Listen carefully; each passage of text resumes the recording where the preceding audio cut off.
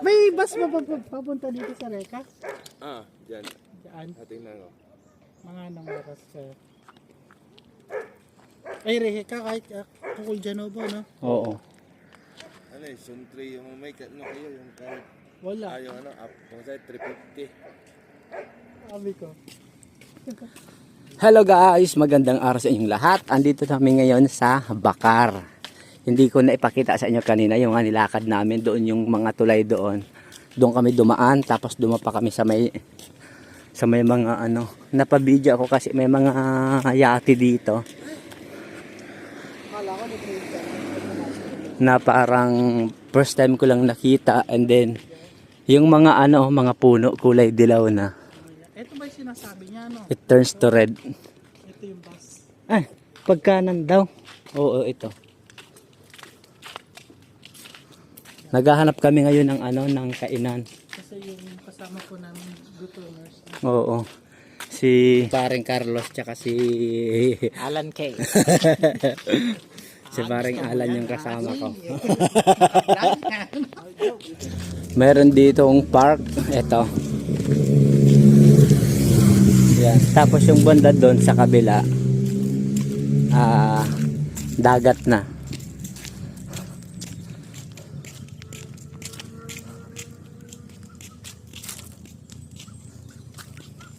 May mga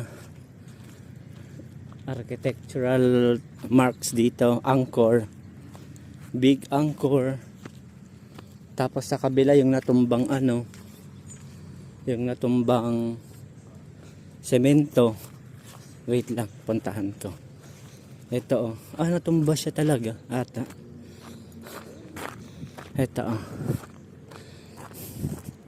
Ano yung tawag dito? Ay, sarado na siya. Ayan. Tapos yung mga, ay naalala ko na naman yung nag-training kami ng seaman. Yang ganyan. Sa ano. Tapos ito yung view dito guys. Oh. Naghanap kami ng kainan pero ay, ang daming isda. Ayun oh.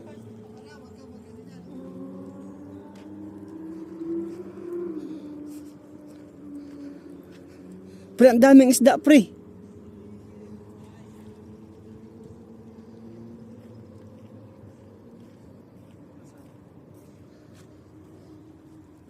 Katulad ba nung doon sa ano? Dami siguro ng tubig yan? Dami siguro ng tubig yan. Ayan. Ito yung Bakar. Barangay Bakar. Ang ganda ng park nila. Oh. Kaya nga, no? Ang lalaki, oh. Ang lalaki ng mga fish. Ang lalaki.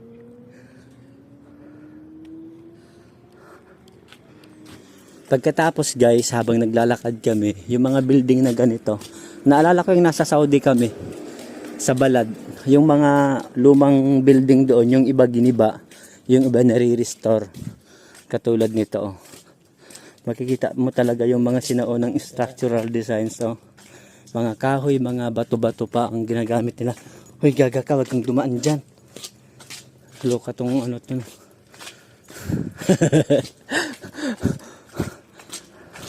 Ito.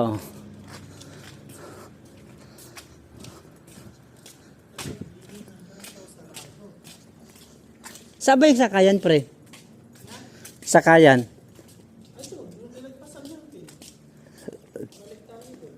Doon na lang tayo? Doon na lang tayo? Hindi ka na maghanap ng pagkain dito? Hindi na. Tara, balik na tayo. Oh, tara pala. Tara, regay ka na. Pero tayo na.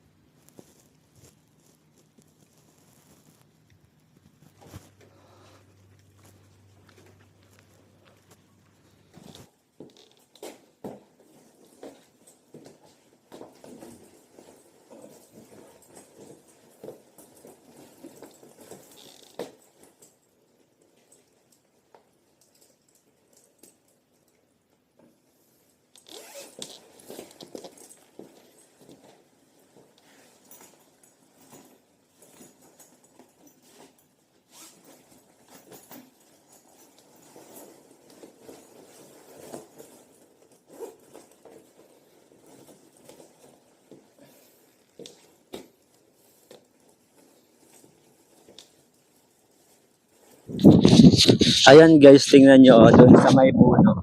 Dito ay umaagos yung ulap, nakikita nyo. Para akong nasa Baguio. Tapos ito dito, itong kainan, kulay red na yung dahon ng ano, halaman nila. Yung bubong ng kainan nila, red na. Tapos yung iba nalagas na. Tapos dito din, nakita niya sa vlog ko na dati green to. Ngayon red, pahulog na yan. Tapos itong mga to, galing sa kainan. Tapos itong puno, paiba na rin yung kulay. Pero hindi yung pine tree ha, kasi hindi nagbabago ang kulay niyan. Ayan, nakikita nyo guys yung ulap.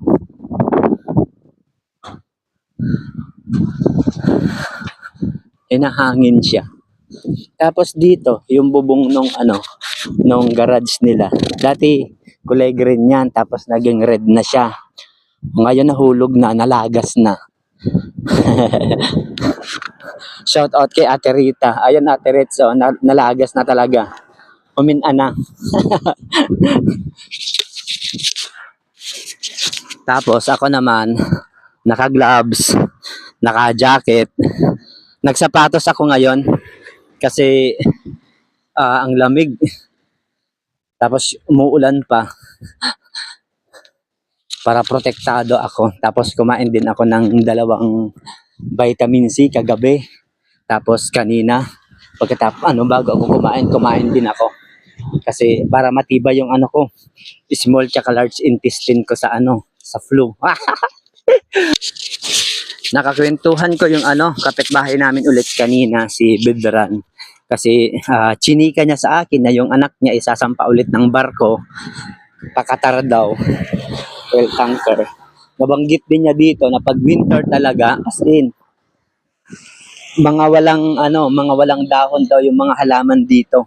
Bibira yung halaman na mayroong dahon. And then, sobrang lakas daw ng hangin. Pag December na, sabi niya sa akin. Tapos umuulan, tapos may yelo, pero kakaunti. Hindi katulad doon sa parang nakikita ko sa TV na talaga. Ay, ano yun? Hindi yung katulad dito sa TV na napapanood na talagang latag yung yelo. Hindi naman pala siya ganun. Kasi malapit daw sa dagat. 5-10 years ago, ganun daw. Latag talaga ang yelo dito. Pero dahil sa climate change, ayun, nabago na siya. Yung exciting part dito guys ngayong araw, yung pag-uwi ko mamayang gabi, alas 10 ba, alas 11. Kasi ganito nga, paano kaya ang itsura ko? Siguro basang-basa ako kung umuulan. Ayan guys, yung sinasabi ko sa inyo, yung ulap, tinatangay siya ng hangin. Ayan o.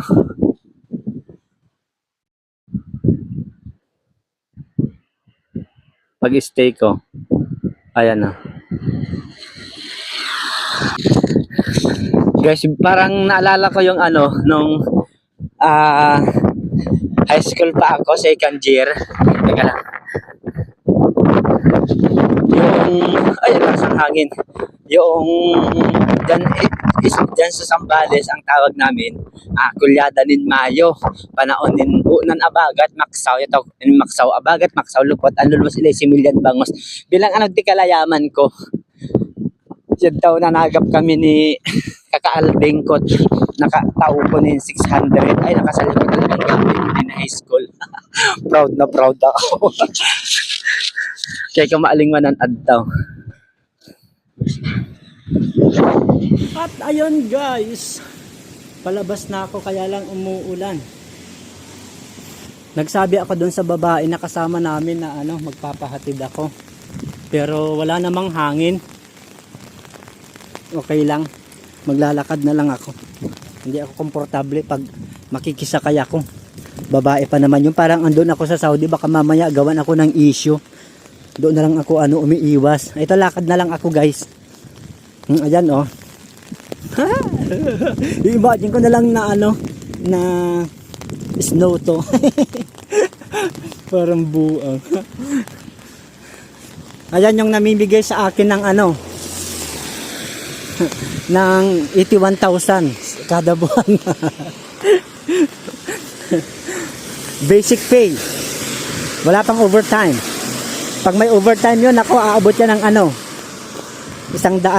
102. Di lang. Charot! Patayo naman yung tulo ng patak ng ulan kaya okay lang. Sana walang baha. Ay, kumikidlat. May hangin na dito.